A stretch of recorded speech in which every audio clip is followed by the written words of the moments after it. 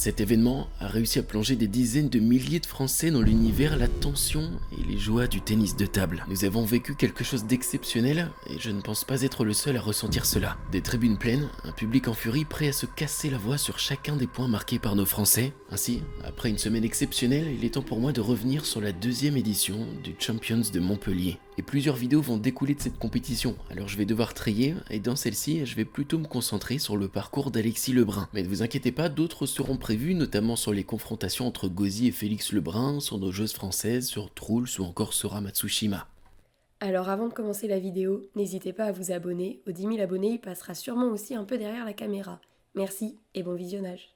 Depuis quelques temps, Montpellier apparaît comme étant la ville du ping dans l'Hexagone, une impulsion favorisée par l'arrivée des frères Lebrun, les nouveaux emblèmes de la discipline. Et cette dynamique ne cesse de progresser. L'année dernière, nous avons eu la bonne surprise de voir la première édition du Champions de Montpellier. Ce n'était pas moins de 3 années de négociations pour le tournoi Héroté dans la magnifique salle de Sud France Arena. Le budget développé était de 2 500 000 €, un pari risqué qui s'est vite transformé en grande réussite. Car en 2024, c'était près de 41 000 spectateurs qui sont venus sur la semaine, et record battu pour la deuxième édition avec 43 500 billets vendus. Un engouement l'année dernière qui suivait le succès des Jeux Olympiques, mais cette année c'est bien différent. Les spectateurs se déplacent car il y a un nouvel attrait pour le tennis de table. Et d'ailleurs pour la première édition, j'avais eu la chance de pouvoir y aller et je peux vous le dire, l'ambiance était démentielle. Et nous pouvons le dire désormais, le ping est entré dans une nouvelle dimension. Car en plus des spectateurs en physique, ce sont des dizaines de milliers de plus derrière leur écran, présents lors de grands rendez-vous français. Mais c'est également un public en furie qui applaudit généralement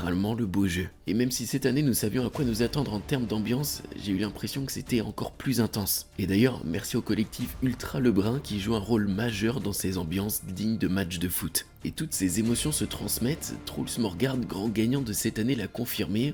Nous sommes l'un des meilleurs publics au monde. Et lorsque Steve Dinton, directeur général de la WTT, prend la parole à ce sujet, il exprime également que ce tournoi est vraiment en train de devenir l'un de ses événements favoris. De par l'atmosphère, la bonne ambiance et la salle qui est l'une des plus belles pour le tennis de table, d'ailleurs déjà accordée aux couleurs de la WTT. Et il ajoute que l'on se sent proche de l'action et le public français est incroyable. Et pour vous dire, il a tellement été convaincu qu'il aimerait voir venir un grand smash en France, une décision qui ne fait pourtant pas l'unanimité, mais qui est à réfléchir. Bref, là je m'égare un peu. Ainsi, avec ces excellentes bases, il nous fallait des émotions, et ce n'était pas ce qu'il manquait. Entre les combats exceptionnels que nous ont livrés nos Françaises et Françaises, nous avons été servis. Mais comme je vous l'ai dit, aujourd'hui je vais plutôt me centrer sur le parcours d'Alexis Lebrun. Et si nous revenons à 2024, il était tombé en quart de finale sur son frère et futur grand gagnant. Encore une fois un match de folie, une confrontation attendue par le monde entier et qui a répondu à ses attentes. Mais cette année, le tableau est différent. Alexis a une partie sans français mais extrêmement relevée. Il va devoir rapidement faire face au gratin du ping mondial. Et donc au premier tour, je vais dire entre guillemets qu'Alexis a eu un tirage plutôt favorable. Pas de manque de respect pour Quadri Aruna, mais lorsqu'on voit certaines affiches, notamment celle entre Bénédicte Douda et Qiu Dang, deux joueurs du top 10-15 mondial, ça fait mal. Mais sur le papier, Alexis est 13e mondial et Quadri Aruna, le Nigérian, est 26e. Et alors que nous attendions une confrontation entre ces deux titans réputés pour la puissance qu'ils développent en coup droit, Quadri Aruna, gêné voire même blessé à la jambe droite, a été contraint d'abandonner à la fin du deuxième set. Une légère déception étant donné qu'Alexis voulait très certainement faire une entrée fracassante devant son public, mais il a quand même fait une excellente entame de match et comme il le disait dans un article, il fallait que je finisse un peu le travail et il jouait bizarrement et ce n'était pas évident. Mais ça me permet de me lancer dans mon tournoi. Faut pas oublier que les conditions n'étaient pas hyper favorables étant donné que le match a débuté avec 1h30 de retard. Mais ça passe et Alexis accède donc au 8e de finale. En face, Tomokazu Harimoto, tête de série numéro 2 et 4e joueur de la planète, vainqueur de son compatriote Yukiya Uda au tour précédent. Et le japonais est désormais placé comme étant l'un des favoris du Champions étant donné l'élimination précoce du brésilien Hugo Calderano au premier tour.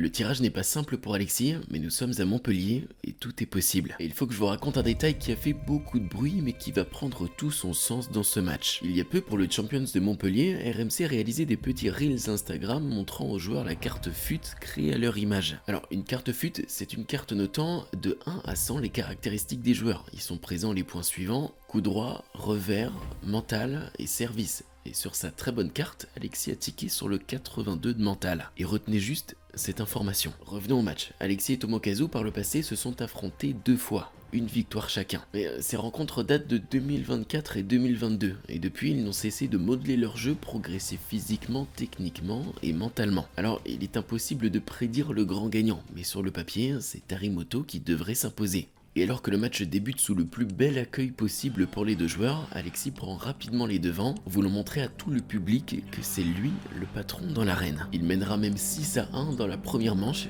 mais à ce moment précis, le japonais reprend du poil de la bête. Il ne fait plus aucune faute, trouve de la justesse, anticipe tout, remet parfaitement les services, une faculté d'adaptation hors du commun bien connue de Tomokazu Harimoto. Et désormais, Alexis doit se démener pour remporter un point. Le japonais devient de plus en plus solide. Ainsi, malgré son avance considérable, Alexis perdra le premier set après une bataille sans merci. Dans la seconde manche, le scénario se répète. Alexis part en prenant les devants, il mène, s'offre même 2 balles de 7.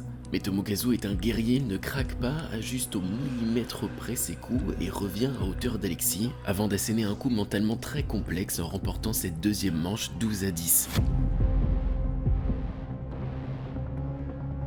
Et à ce moment précis, le japonais a climatisé 2 fois la salle. On y croit, mais certains pensent que le match est déjà plié. Le manque de finition fait mal, très mal, et propulse notre français dans une situation où il se retrouve dos au mur. Et comme si motivé par l'envie de ne pas abandonner son public, ne pas se voir infliger une correction chez lui devant plusieurs milliers de personnes s'étant déplacées, Alexis dans la troisième manche va dévoiler un niveau de jeu stratosphérique. Rien ne lui échappe, il trouve des angles, des placements, des schèmes de jeu qui lui donnent rapidement l'avantage, mais cette fois, Alexis conclura le set. Et durant la quatrième manche, le jeu est plus serré. Nous avons devant nous un match digne d'une finale. Les deux pongistes montrent au monde du ping le niveau de jeu qu'il faut développer pour pouvoir atteindre un quart de finale d'une compétition qui porte bien son nom, Champions. Ils se tiennent dans les échanges, aucun ne fait l'écart, et à 9 partout, le français réalise une défense exceptionnelle et fait craquer Harimoto. Une balle symbolique qui va démontrer la combativité de notre français Alexis Lebrun face à Tomokazu Harimoto. Une défense à plusieurs mètres de la table pour pouvoir au final s'offrir une balle de manche décisive qu'il remportera également. Le public est en transe, désormais il l'a fait. Il l'a recollé. Et c'est alors un match dans le match qui commence. Le set décisif, celui qui donnera accès à l'un des deux au quart de finale. Et cette fois, le scénario va s'avérer être totalement différent. C'est Harimoto qui se détache rapidement pour mener 8-4, puis 10-6. Il ne fait aucune faute, il est juste et quasiment dans l'un des meilleurs matchs de son année. Alexis joue bien mais ne peut rien faire, jusqu'au moment où, alors que le japonais aurait dû conclure, Alexis remonte point après point jusqu'à se retrouver en face à face avec Harimoto, 10-10. 4 balles de match sauvées, exceptionnel, mais rien n'est encore fait. Et 11-10, puis l'explosion.